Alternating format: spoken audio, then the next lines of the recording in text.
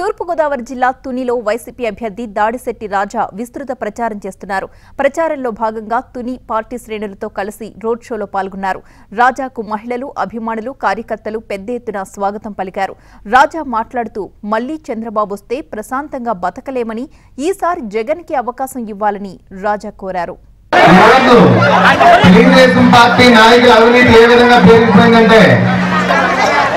Hospital దగ్గర నుంచి మొదలుపెట్టి మరుగుదొడ్ల వరకు, ఇసుక దగ్గర నుంచి మొదలుపెట్టి మట్టి వరకు, ఒక రైతు తన పొలంలో ఒక బండిడి మట్టి తన సొంత పొలంలో తీసుకోవాలన్నా సరే తెలుగుదేశం పార్టీ కార్యకర్తలు కానీ తెలుగుదేశం పార్టీ నాయకులు కానీ డబ్బులు కట్టాల్సిన పరిస్థితి ఈ రోజు రాష్ట్రంలో ఉన్నాయి. చాలా విపత్కర పరిస్థితులు రాష్ట్రం నడుతుంది.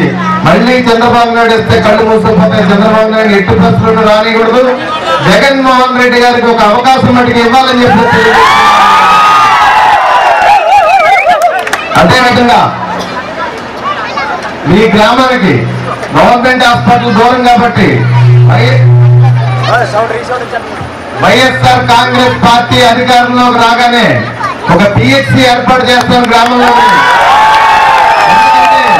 నేను చూస్తున్నాను ఇక్కడ పడి అవసరాన్ని, గవర్నమెంట్ హాస్పిటల్లో పడి అవసరాన్ని. గవర్నమెంట్ హాస్పిటల్లో 20 మంది డాక్టర్లు ఉండగా 3 డాక్టర్లతో పనిచేస్తున్నారు. మిగతా వాళ్ళందరూ ఈ తెలుగుదేశం పార్టీ నాయకులు అరాచకాలు భరించలేక ఒక దండం పెట్టే సెలవు మీద వెళ్ళిపోయారు. మిగతా వాళ్ళందరూ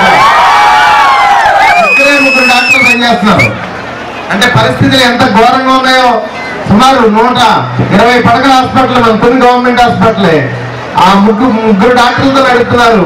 చాలా ఇబ్బందికరమైన పరిస్థితుల్లో తుని గవర్నమెంట్ హాస్పిటల్ నడుస్తుందని మీ అందరికీ తెలియజేస్తున్నాను.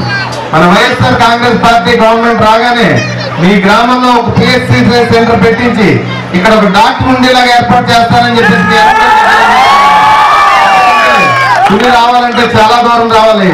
తప్పకుండా గ్రామంలో పిహెచ్సి సెంటర్ ఏర్పాటు చేస్తానని చెప్పేసి తెలియజేసుకుంటున్నాను. ఈరోజు వైఎస్ఆర్ కాంగ్రెస్ పార్టీని గెలిపించుకోవాల్సిన అవసరం ఎంతైనా ఉంది. నేను గత 2014లో చంద్రబాబు నాయుడు 600 అబద్ధ హామీలు ఇచ్చి అధికారంలోకి వచ్చాడు. ఆయన 600 హామీలు మాట తప్పాడు. మర్చిగా 2 హామీలు చెప్తున్నాను. డ్వాక్రా రుణాల మహిళలందరికీ కూడా తాకట్టులో ఉన్న బంగారంతో సహా తెచ్చి మహిళా రుణాలన్నీ తీర్చారని చెప్పి తీర్చారమ్మా.